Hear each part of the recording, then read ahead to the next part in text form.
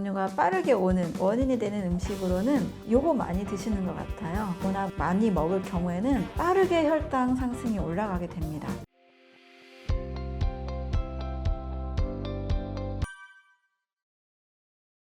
저는 이제 한국형 당뇨와 이제 서구 약간 육류 섭취 중심의 미국형 당뇨가 조금 다르다고 보긴 합니다. 제가 한국인이고 또 우리나라 분들이 제 책을 통해서 당뇨 너무 많은 이제 당뇨 인구들이 좀 줄어들길 바라는 마음으로 썼기 때문에 주로 한국형 당뇨를 저는 설명을 드리는데요. 우리나라는 밥, 빵, 면, 떡 정제 탄수화물을 너무 필요 이상으로 섭취했을 때 오는 당뇨가 더 심각하다고 봅니다. 물론 지나친 육류 섭취와 또 고기에 있는 포화지방 때문에도 인슐린 저항성은 올 수 있다는 의견들도 이론들도 많이 있습니다. 근데 저도 이거는 경험해 본 바인데요. 정말 일주일 동안 맛있는 쌀밥을 한 공기 먹고 또 더 먹고 싶어서 한 공기 반, 두 공기 이렇게 조금만 과식을 해도 금세 뱃살이 찌고 한 달간 조금만 더 탄수화물을 많이 섭취해도 몸이 바뀌고 저혈당도 올 수 있는 이런 것들은 저도 쉽게 경험을 하게 되는 것 같아요. 그래서 한국인들에게는 정말 좋은 복합 탄수화물을 잘 먹어서 췌장을 튼튼하게 하고 췌장이 튼튼하면 인슐린 저항성 문제가 없기 때문에 인슐린 저항성 문제를 근본적으로 바꾸는 췌장 건강관리법에 대한 이야기를 저는 꼭 자주 말씀을 드리고 있습니다. 한국인들이 당뇨가 빠르게 오는 원인이 되는 음식으로는 요거 많이 드시는 것 같아요. 흰 쌀밥, 그리고 흰 밀가루로 만든 칼국수나 국수, 그리고 흰 밀가루로 만든 역시 빵입니다. 저도 빵을 정말 하루에 두세 개 먹었을 때 너무 빠르게 뱃살이 찌는 것을 경험을 했었거든요. 또 쌀밥도 마찬가지예요. 막 윤기가 잘잘잘 흐르는 그 햇쌀밥 있잖아요. 저도 너무 좋아하는데 이 밥을 조금만 한 공기 반, 두 공기 과식해도 그 일주일만 해도 빠르게 뱃살이 찌고 몸이 바뀌는 걸 느낍니다. 근데 이걸 일주일을 했기에 망정이지 이 습관을 제가 한 달, 두 달, 세 달 계속 한다라면 저혈당이 오고 또 인슐린 스파이크로 인해서 이제 인슐린의 문제가 올 수가 있을 겁니다. 너무 맛있게 보이는 흰쌀밥이라 할지라도 좀 조심해서 채소랑 잘 섞어 드시거나 콩이랑 좀 잘 섞어 드시고 또 식후에 그 당기는 빵이나 뭐 과자류 있잖아요. 이런 것들은 좀 최대한 다른 건강에 좋은 자연식 간식으로 저의 경우에는 과일을 더 먼저 먹거나 견과류를 먹습니다. 그렇다고 제가 100% 클린하게 완전 무결한 100% 자연식만 하느냐 그렇진 않거든요. 때로는 친구들 만나면 디저트로 어차피 어쩔 수 없이 카페에서는 케이크 있잖아요. 또 빵, 쿠키나 이런 것도 있잖아요. 그럴 때는 저는 먹기는 먹습니다만 혈당 상승을 빠르게 일으키지 않은 방법이 있습니다. 아주 천천히 먹는 거예요. 물론 빠르게 맛있게 먹고 싶을 수 있으나 그래도 먹는다는 게 너무 행복한 거잖아요. 안 먹고 참고 아예 멀리 보고 사는 것보다. 그래서 먹을 때 커피와 함께 만약에 먹는다면 케이크와 커피를 아주 천천히 음미하면서 먹습니다. 그러면 진짜 제가 이제 친한 지인과 먹을 때 식사를 굉장히 천천히 하는 지인이 있는데 1시간 동안 케이크를 커피와 함께 아주 느리게 먹어요. 그런 경우에는 다이어트를 하는 기간이라 할지라도 크게 더 살이 찌거나 혈당이 바뀌는 그런 문제가 없습니다. 그래서 너무 먹고 싶을 경우에는 아주 천천히 먹는 방법, 그리고 흰쌀밥이나 밀가루로 만든 국수나 칼국수 드실 때는 반드시 좀 채소를 좀 같이 많이 곁들이고 두부나 단백질, 콩류를 좀 같이 곁들여서 혈당을 좀 떨어뜨리면서 드시는 것을 추천을 드립니다. 한국영양학회에서 정한 한국인의 하루 1일 권장 탄수화물은 130g입니다. 이 130g은 쌀밥 100g 안에 33g의 포도당이 들어있거든요. 밥을 좀 지나치게 많이 먹고 또 정제 탄수화물 형태로 너무나 많이 먹을 경우에는 빠르게 혈당 상승이 올라가게 됩니다. 그러니까 우리 좋아하는 흰 쌀밥, 라면, 국수, 우동, 빵, 정제된 다 탄수화물이잖아요. 또 흰쌀로 만든 떡까지 포함해서 정제 탄수화물 탄수화물로 만든 밥, 빵, 면, 떡을 너무나 자주 주식으로 먹을 때, 또 후식, 간식까지 먹을 때 당뇨가 빠르게 오게 됩니다. 이거를 조금만 바꾸어도, 복합 탄수화물로만 바꾸어도 혈당 스파이크가 빠르게 상승하지 않거든요. 그래서 복합 탄수화물로 우리가 먹는 정제 탄수화물을 좀 바꿔주고, 간식이 너무 땡긴다 이럴 때 대부분 당기는 간식이 좀 정해져 있잖아요. 과자 많이 먹게 되고 또 빵을 많이 먹게 되는데, 좀 그럴 때 그 간식을 다른 간식으로 교체해 주는 것을 좀 권합니다. 단 게 당길 때 먼저 그냥 좀 과일을 드시고, 좀 고소한 게 당긴다 할 때는 견과류만 드셔도 우리가 식사 외에 추가적으로 들어오는 당분의 양을 상당히 많이 줄일 수가 있거든요. 당분뿐만 아니고 문제는 정제된 형태가 인슐린 저항성을 빠르게 유발하기 때문에 우리가 좀 밥을 먹을 때도 흰 쌀밥을 먹어야 된다 이럴 때는 먼저 좀 채소 반찬이나 두부나 단백질 종류를 좀 먼저 먹고, 그 다음에 좀 밥을 꼭꼭 씹어서 천천히 먹는 방법, 이런 방법을 선택하시면 좋습니다. 물론 집에서 밥을 한다라면 콩도 좀 많이 넣고, 또 혈당 상승이 빠르게 되지 않은 이제 통곡식의 형태로 현미나 통보리나 귀리, 또 여러 카무트나 이런 조, 이런 다양한 잡곡들을 또 섞어 드시면 그렇게 빠르게 혈당 상승이 일어나지 않기 때문에 안전하게 우리가 혈당을 잘 지킬 수가 있습니다. 저는 이제 한국형 당뇨의 경우에는 정제 탄수화물, 밥, 빵, 면, 떡, 추가적으로 먹는 과자, 빵, 케이크, 이런 종류가 당뇨를 빠르게 일으킨다라고 보고 있습니다.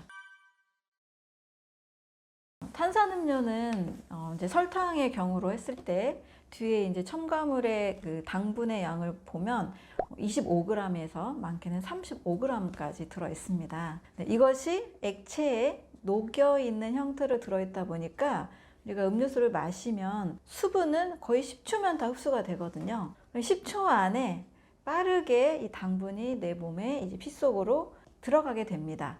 당연히 이제 혈당이 급상승하게 되고, 이 혈당을 또 운반하기 위해서 인슐린이라는 호르몬이 나오게 되기 때문에 탄산음료는 아주 치명적인 당뇨를 일으키는 식품이라고 볼 수 있는 거죠. 이게 25g, 35g이 적게 느껴질 수 있는데요. 제가 흰 쌀밥으로 예를 들어 말씀을 드리면 100g에 33g의 포도당이 들어 있습니다.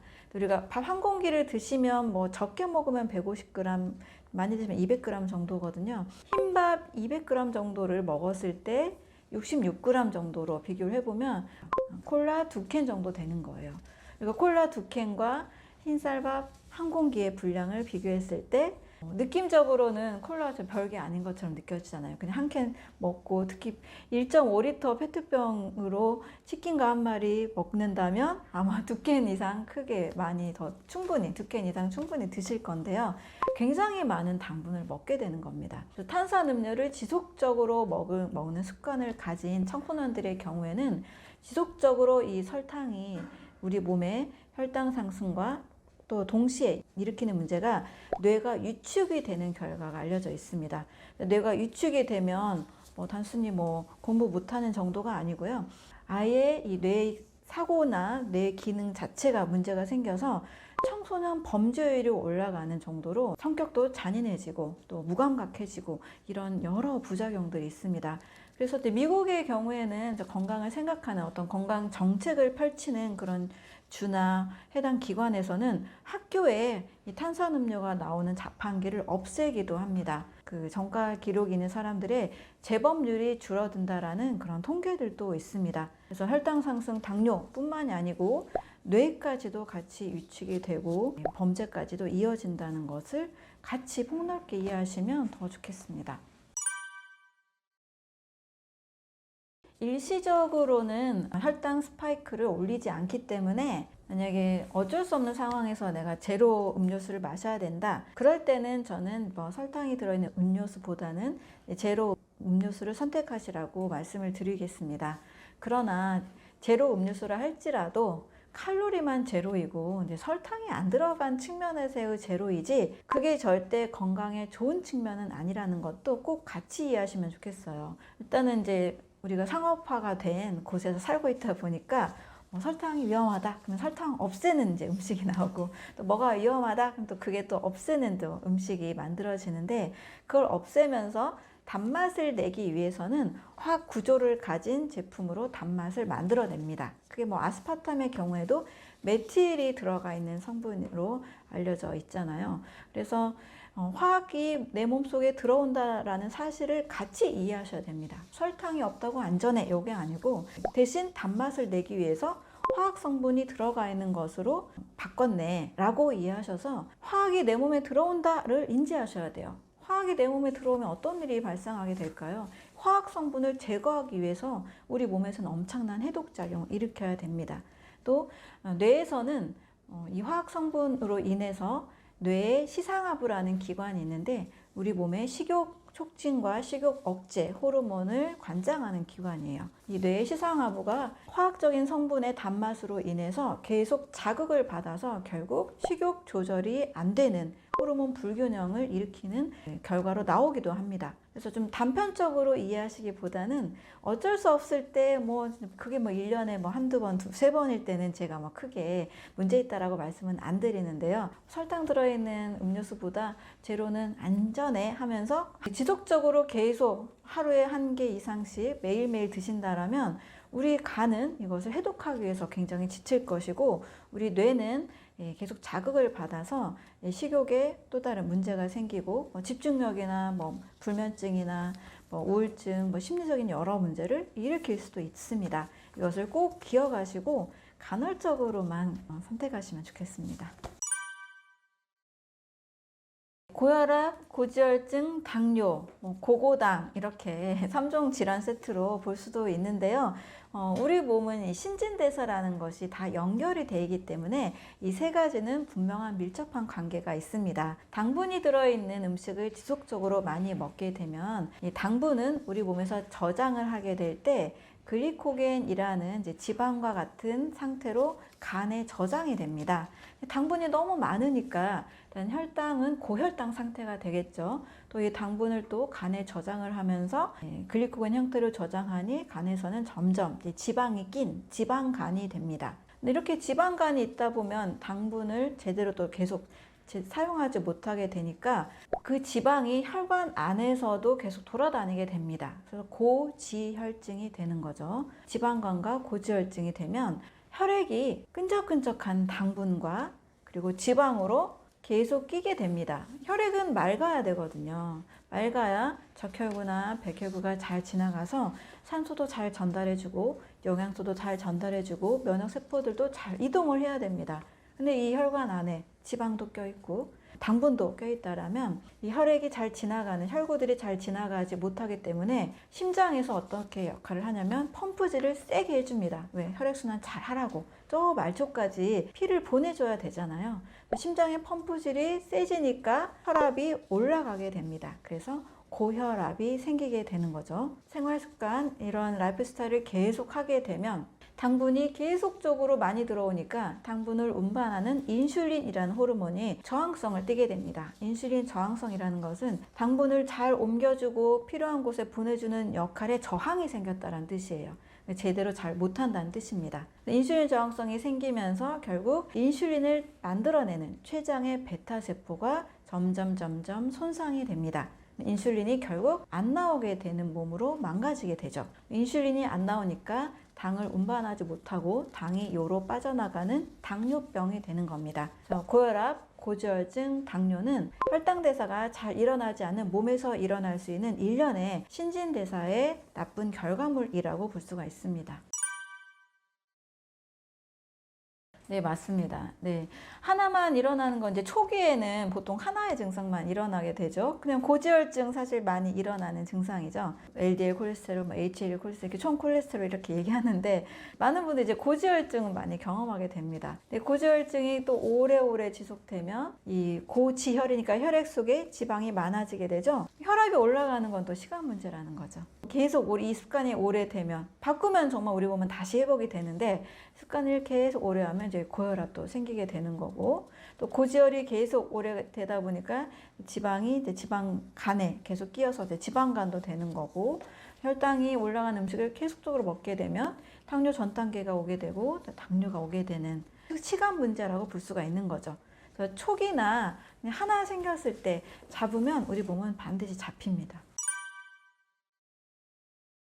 당뇨든 암이든 두 가지 모든 질병이 다 세포의 기능 대사 장애로 인해서 발생하게 됩니다. 당뇨의 경우에는 보통 당의 수치가 조절이 안 되는 거잖아요. 왜 안 될까? 췌장의 베타세포가 인슐린을 분비하는데 이 베타세포가 제대로 인슐린을 만들어내지 못할 때 당이 요로 빠져나간 당뇨가 되는 거죠. 질병은 이제 크게 당뇨병이라는 말이 있지만 결국 췌장의 베타세포의 기능 장애다, 세포 대사 장애다, 이렇게 볼 수가 있습니다. 암이라는 질병도 크게 보면은 몸 전체에 생길 수도 있고 또 어떤 혹이라는 걸로 영기부터 사기까지 이렇게 나누기도 하는데 결국 암세포잖아요. 암세포가 종양까지 이제 크기가 커져서 발생했을 때 우리가 암을 1기다, 2기다 이렇게 진단을 하게 되는 건데 결국은 세포 기능 장애에서 또 시작이 되는 거죠. 어떤 세포 기능 장애냐? 우리가 정상적인 세포는 일정한 횟수를 분열하고 나면 그 세포가 사멸하고 제거가 돼야 되는데 암세포는 무한 증식하는 세포다라고 우리가 알고 있잖아요. 왜 무한 증식하게 됐는가? 그 세포가 분열 횟수가 끝나지 않고 종양 그 억제 인자가 제대로 작동하지 않아서 세포 분열이 계속 일어나게 됩니다. 이 세포 분열이 계속 무한증식하게 일어날 때의 암세포의 특징을 보면 세포의 조절 주기와 분열을 결정하는 미토콘드리아가 손상이 되어 있는 상태라고 볼 수 있습니다. 자, 암세포도 미토콘드리아가 손상된 세포 기능 장애다. 이러한 측면에서 당뇨나 암이나 둘 다 세포 대사 장애라는 말로 공통점을 잡을 수가 있습니다. 산화라는 것은 철이 녹쓰는 과정, 산소에 의해서 철이 녹쓰는 과정도 산화라는 표현을 합니다. 우리 몸도 산소에 의해서 산화가 되는 과정이 일어나는데 산소는 필요한 거 아니야? 라고 이렇게 말씀하실 거예요. 물론 맞습니다. 산소는 당연히 우리가 살기 위해서 필요한 게 맞는데요. 산소가 대사되면서 생기는 활성산소라는 것이 우리 몸에서 산화를 일으키는 역할을 합니다. 활성산소도 산소 호흡을 하면 당연히 생기기 때문에 어느 정도 생기는 것은 정상이고 좋습니다. 또 이 활성산소가 세균, 바이러스도 제거하는 역할도 하기 때문에 필요한 게 맞기도 합니다. 근데 문제는 활성산소가 지나치게 많이 생겼을 때 정상적인 세포들, 세포막이나 DNA 이런 것들을 공격하게 된다는 거죠. 문제는 또 당분이 많은 음식을 먹게 되면 이 활성산소가 또 지나치게 이걸 또 없애야 되니까 우리 몸이 신진대사를 너무 많이 하게 된다. 그러면 활성산소도 늘어나게 돼요. 당분이 많으면 이걸 또 없애는 과정에서 활성산소도 늘어나게 되고 당이 또 가진 또 다른 문제는 남아있는 초과 당분들이 또 초과된 그런 단백질과 지방과 만나서 최종 당화산물이라는 걸 만들어냅니다. 쉽게 그냥 당 독소라고도 표현을 합니다. 이런 과정들이 활성산소, 우리 몸에 산화가 많이 일어나는 몸 안에서 더 빠르게 많이 만들어진다는 거예요. 최종 당화산물을 더 많이 만들어내는 음식 중에 하나가 튀긴 음식이거든요. 캐러멜화라고 이제 표현하기도 하는데 우리 튀긴 거 사실 고소하고 맛있잖아요. 또 고기도 삶은 것도 좋지만 아무래도 구워서 먹는 게 좀 더 맛있기도 하고 이렇게 단백질 그리고 탄수화물들이 기름과 만나서 더 고소하게 갈색 반응을 일으키는 것을 카라멜화라고 하는데 이게 바로 최종 당화산물의 결정체라고 볼 수 있어요. 이게 너무나 많이 생긴 겁니다. 제가 아까 당분과 지방이나 단백질이 만난 게 당독소라고 했잖아요. 근데 최종 당화산물이 많이 만들어진 몸 안에서는 이걸 또 없애기 위해서 우리 몸이 엄청나게 노력을 합니다. 그걸 바로 이제 항산화 시스템이 작동을 하게 되는 거죠. 이거를 소화시키려고 하는 과정에서 우리 몸이 엄청난 이제 해독도 하고 또 제거하고 필요하면 염증 반응도 일으켜서 이걸 제거하려는 과정이 생기는데요. 우리 몸이 일을 더 하게 되잖아요. 그러면 또 산화가 더 많이 일어나게 됩니다. 당뇨를 일으키는 당분의 음식, 또 과식 이런 것들은 활성산소를 많이 일으키고 산화를 앞당기고 또 당독소를 더 많이 일으키는 이런 결과들이 펼쳐진다라고 볼 수가 있습니다.